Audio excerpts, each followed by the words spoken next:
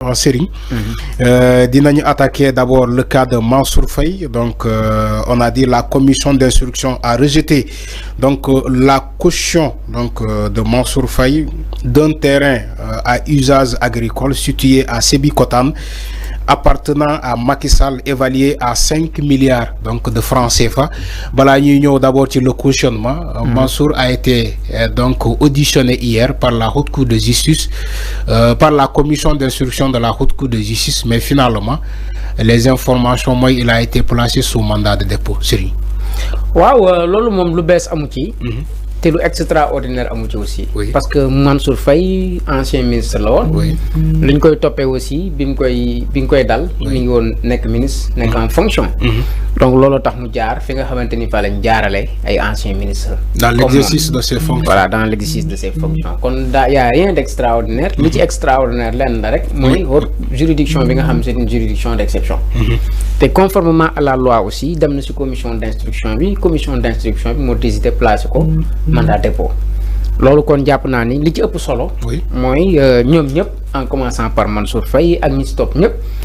tey ñoom ñëpp jàpp naa ni gisoo si amul kenn koo xamante ni caricaturé na procédure bi ñu ko jaarale. kon mais waa APR waxuñu loolu. ñu ne forfaiture la. c'est un règlement de compte. waaw xam nga ñoom règlement de compte bi waxuñu ci waxu procédure bi ñu ko jaarale. ñoom dañoo jàpp ni commande politique la. boo xamante ni dañuy ciblé Mansour li ñu koy toppee waruñu ko si toppee mais conformément ak procédure. bi ñu ko jaarale normale bi d'accord. waaw ci wàllum yoon. ba mu yegg si fi mu yegg si. loolu jàpp naa ni amul kenn koo caricaturé mbirum politique bi nag dinañ si ñëw. lu tax waa APR def communiqué démb. xam nga APR lii la leen opposition bi ñu bëree bëri tane. non seulement c'est un parti divisé. mais un parti également qui ne représente plus rien du tout ci espace politique bi. Ah bon? Oui, un parti totalement divisé. Macky dafa perdre électoral. Non, yàgg na depuis très longtemps xam nga bi ñu génnee ci élection présidentielle yi. APR dafa divisé wu. Amadou Ba dem na yóbbaale na ay kilifa ay ponkal tey APR ku fa des. tey lii bu doon Pastef la nga xam bu doon Pastef moo jàpp ni dañ leen teg injustice. kenn du nooyi ci dëkk bi mais xam nga ay communiqué yii dafa xewi bu fekkee jàpp nga ni Mansour li ñu ko def politique la ko lal. mais dem leen manifester ko. mais ils ont appelé à la grande mobilisation. mais dama ne mënuñu am mobilisation bu weesu la ñuy def ci seen maison de parti bële mënul am. mais APR amatul doole APR ku fa des. mais ñoom Abdou Mbow ñu ngi fa. waaw mais Abdou Mbow Pape Djibril Fall bokkul APR. non kii comment dirais-je l'ancien ministre de la jeunesse. Mame Mbaye Niang. non après Mame Mbaye Niang le gars qui aime tellement Pape Malick Ndour. waaw mais Pape Malick Ndour. dama ne ñooñu ñëpp ci politique. da nga leen a gis ak benn représentativité ci politique. Abdou Mbow yow xam nga ni amul base électorale. Thiès ga mu dëgg sax téyu fa dara. bañ na ko ba élection locale yi muy législative yi muy dem yëpp ci liste nationale ba lay dugg loolu gis nga ko kon APR ku am base politique fi mu toll nii may waxanteeg yow bu weesoo Farba Ngom amu fa.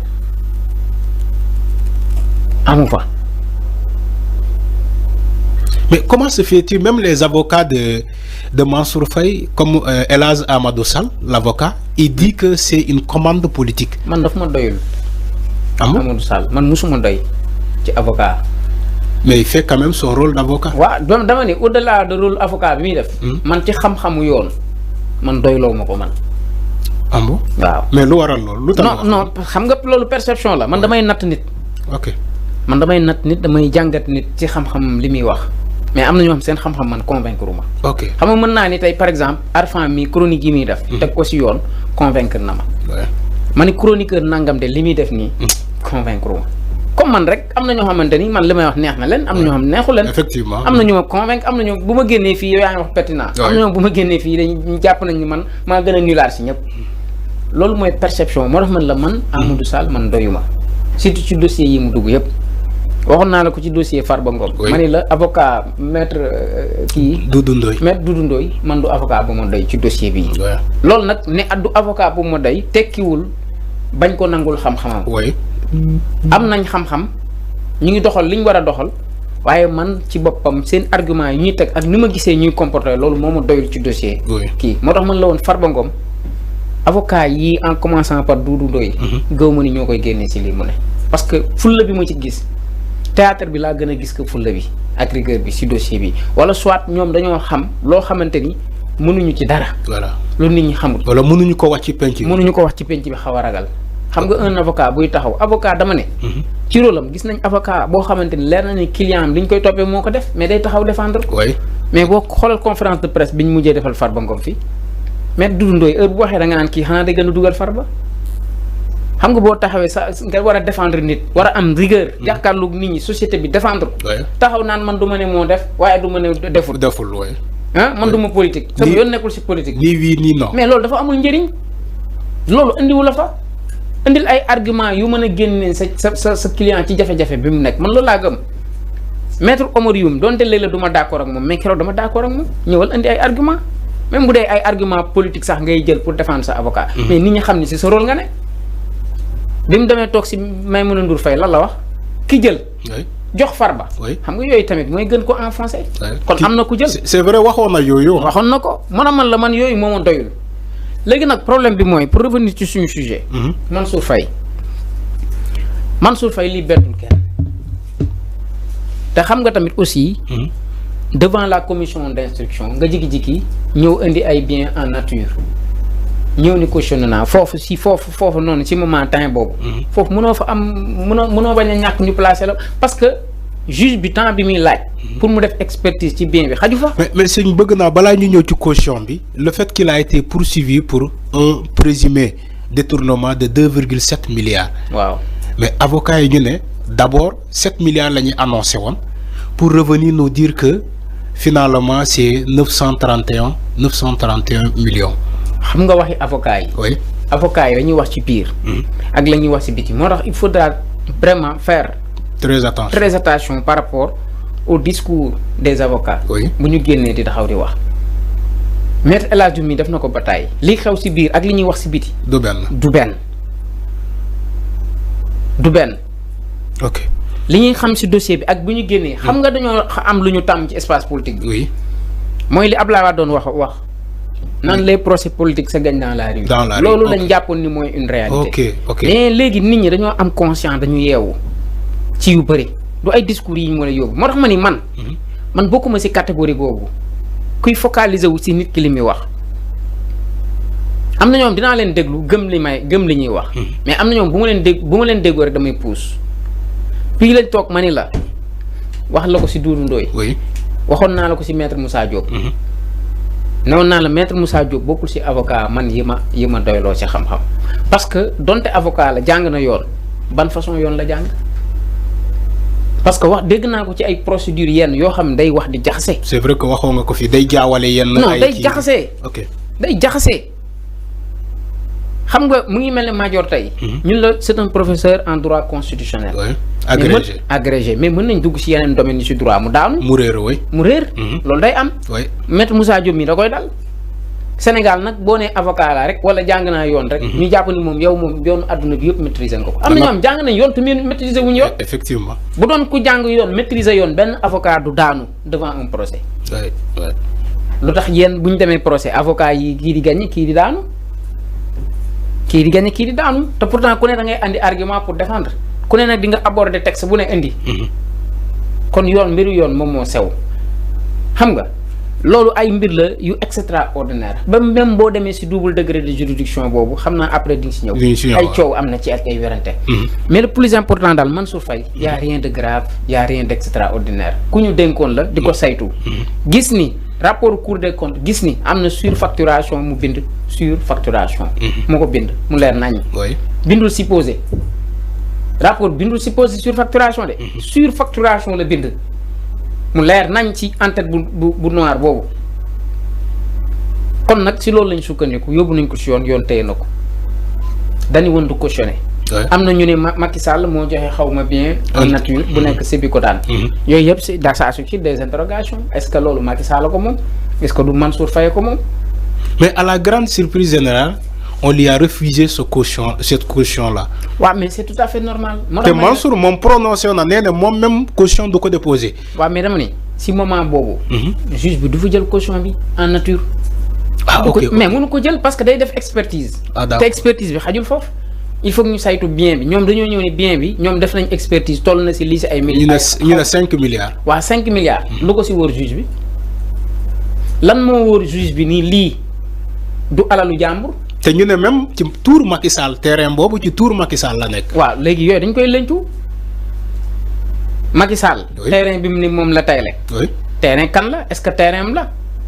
Tahirou Sarr mi dal na ko. waaw bu ñu fàtte ni Tahirou Sarr dal na ko. exactement. Tahirou Sarr titre foncier bi nekk Mbane 8000 hectares yi. du moom lañ bañoon a jël comme caution. oui. mu dem kalaame ji chambre d'accusation financière parce que dañ ne woon autorités yi dañ ne woon titre foncier boobu état ko moom loolu la ñu waxoon. oui looloo bloqué woon dossier am bi mu demee kalaame ji chambre d'accusation financière chambre d'accusation wëlbatiku jox ko dëgg ne woo gars yi agent judiciaire de l'État argument yi mu indi woon ak le juge d'instruction parce que ñoom itam bul fàtte ni man mii su ma dugaloon demande de mise en liberté provisoire pour Tahirou Sarr agent judiciaire de l'État da ko day indi ay argument pour contester ko ne ko bu leen ko may parce que lii ak lii ak lii ak lii léegi nag agent judiciaire de l'État bi mu defee loolu la chambre d'accusation financière dafa rejeter argument yi agent judiciaire indi woon parce que daf ko jàpp ni c'est des arguments juridiques infondés. oui. muy même bu fekkee ni lii Tahirou Sarr indi. titre foncier bële si domaine état ko moom. titre foncier état la. loolu nekkul obstacle bi jël leen ko. loolu tax ñu xëy titré. mais finalement accepté nañ caution bi. d'enregistrer léegi nag accepter caution bi remplir na les conditions de l'article 140. mais cela aussi. ne signifie pas que sa demande de mise en liberté provisoire mën nañ ko accepter. ba tey mën nañ ko rejeter. ok ça dépend des faits et les charges. ok parce qu'il y a une exception boo demee dans l'article 144. am na exception. oui si mbirum cautionnement mën nga remplir toutes les conditions. oui mais exception bi mooy. dafa am ay faits yoo xam bu ñu la koy toppee. te faits yooyu blanchiment de capitaux de ces boobu. ok boo demee dans l'article 144 bu code pénal da nga ko fay fekk. blanchiment de capitaux. bu ñu la koy toppee même boo remplir toutes les conditions de cautionnement tous les critères. duñ la ko may. c'est une exception. loolu xam nga en droit moo tax yoonu sew. dafa sew te article 44 boobu ñu bëri kii wuñu ko duñ ko wax te ça existe yoon dafa sew dafa bëri roq. léegi nag problème bi foofu la non seulement la chambre d'accusation boo liiree seen ordonnance bi. loolu lañ évoqué dañu évoqué ni demande de liberté provisoire mën nañ ko rejeter. donte remplir na conditions yi parce que benn li ñu koy toppee. montants yi. ce sont des montants exorbitants. oui. les faits aussi les faits également sont aussi graves. teg nangam ak nangam kon caution donte forme de gage la garantie. mais ne signifie pas automatiquement que nga am. liberté provisoire signifie woo ko. ok parce que dafa am procédure fu muy toll. juge bi la war a accorder cette liberté. liberté provisoire là. day am yu muy sóoraale. xam nga li muy sóoraale. oui waaw Serigne Niang par exemple est un criminel. def na crime. oui. wala def na délit. am na ñu mu àndaloon ci loolu ba def ko ñu ko ci jàppale jàpp nañ ma man te jàppaguñ ñooñu ñu ngi leen di wër. loolu la ñuy tuddee ay complices. oui complices yi. ok léegi samay avocat ne dañuy def demande de mise en liberté provisoire léegi man suñ ma joxee liberté provisoire donte remplir naa conditions et critères yi. mais buñ ma bàyyee mën naa dem gis samay complices ne leen daw leen. influencé wala preuve yi réeral leen ko. ok léegi risque de collision loolu la ñuy wax collision frauduleuse. ok loolu la yoon di bañ. Amadou Sall mii loolu def bu rakk doom Macky Sall. biñ ne ñu ngi koy wër am na ñu ne ci ay xibaar dafa am ku mu woo ne ko dawal génn. yëg naa ko. loolu nag la juge di bañ justice loolu la ñuy bañ parce que tant que am na ñu nekk ci biir te ñu ngi leen di wër. ñoom dañuy bañ bàyyi la nga dem jaxasoog ñooñu loolu tax Farba Ngom ñu refusé woon mise en liberté provisoire bi parce que tey buñ ko mayoon doo jàpp rakam yi parce que balaa nga leen di jàpp mu leen daw leen. mu gisee ak ñoom ne leen daw leen wala bu ngeen yoree ay preuve lu ngeen yoroon seen kër. taal leen ko wala ngeen naxasal ko. yoon dafa bëri sew-sew yoon mën nga remplir lépp nit ñi taxaw fi naan dafa violer droit am dafa violer nangam mais ñii a xam yoon bu ñu toogee wax ak yow. da ngay xam li ñu wax yow teg nañ ko fi yenu maanaam loolu la. mais ñoom cautionnement